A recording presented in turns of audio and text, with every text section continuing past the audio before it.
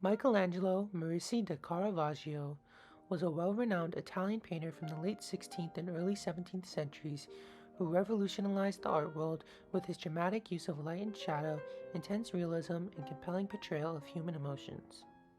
Caravaggio's work triggered the beginning of the Baroque art period and is regarded as one of the most significant artists of his era. His paintings were controversial yet popular and inspired a generation of painters across Europe, leading to a movement called Caravaggism. Caravaggio's work was challenging for a number of reasons. He painted religious scenes, as did many painters at the time, but his interpretations of events was often deeply sexual and sensual, causing many viewers to question his ethics. His depictions of religious people were unconventional due to their lack of beauty and strong resemblance to common Europeans.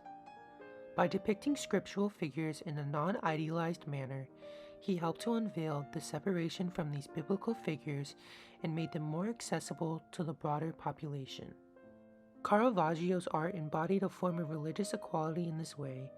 His mastery in capturing the human experience, coupled with his unorthodox lifestyle and turbulent personal history, set him apart as an innovator in the art of chiaroscuro and a controversial figure in the depths of art history. One of Caravaggio's most well-known paintings is The Calling of St. Matthew, which stands as a pinnacle of Baroque art, showcasing his extraordinary ability to infuse profound spirituality into a seemingly ordinary scene. Executed with his trademark chiaroscuro, The Calling of St. Matthew captures the biblical scene of Jesus calling upon Matthew, a tax collector, to follow him. Here you can see that the figures in this painting seem like ordinary 17th century European people. In fact, it is almost difficult to identify the two main figures of the painting, Jesus and Matthew, who are hidden behind the group.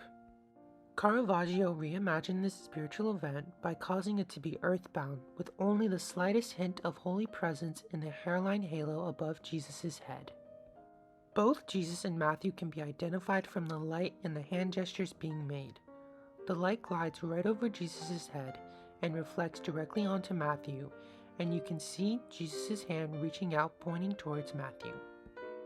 Matthew points to himself almost in a confused manner as to say, "You want me to follow you?"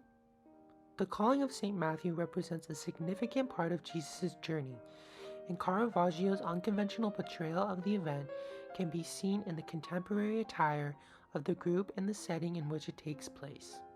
To put it into comparison, the painting reflects little to no resemblance to religious Renaissance art like Raphael's Christ's Charge to Peter, which takes place in a beautiful setting surrounded by lush hills and the ocean, with all of the figures looking ideally beautiful and dressed in long, colorful, flowing robes.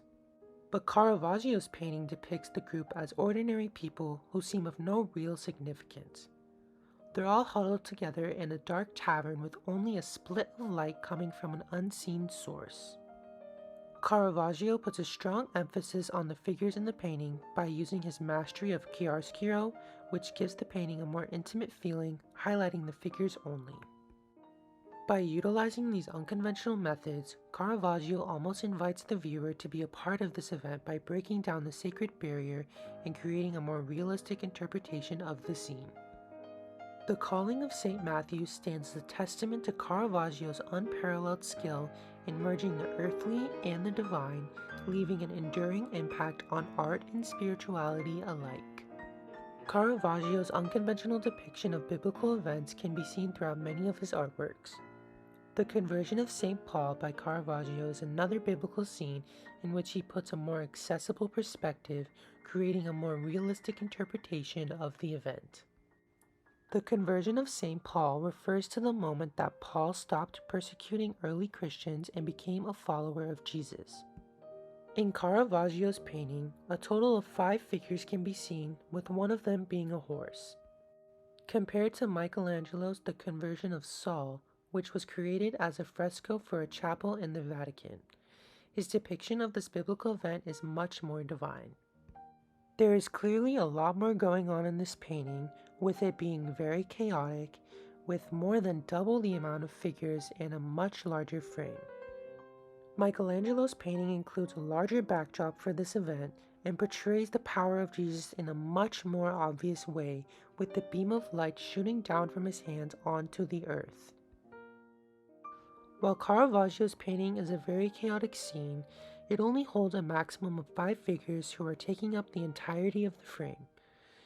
Jesus can be seen at the top right corner, holding his hand out to Paul, who is lying on the floor, covering his eyes.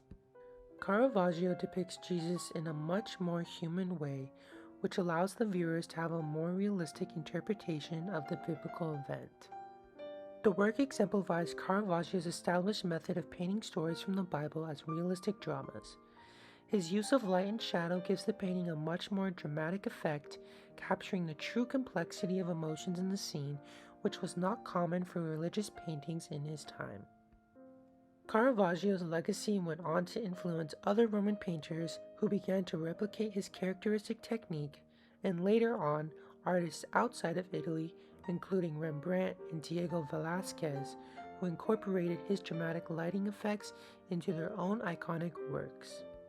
It remains clear that Caravaggio's unconventional take on religious scenes and his innovative use of chiaroscuro went on to inspire the new wave of art.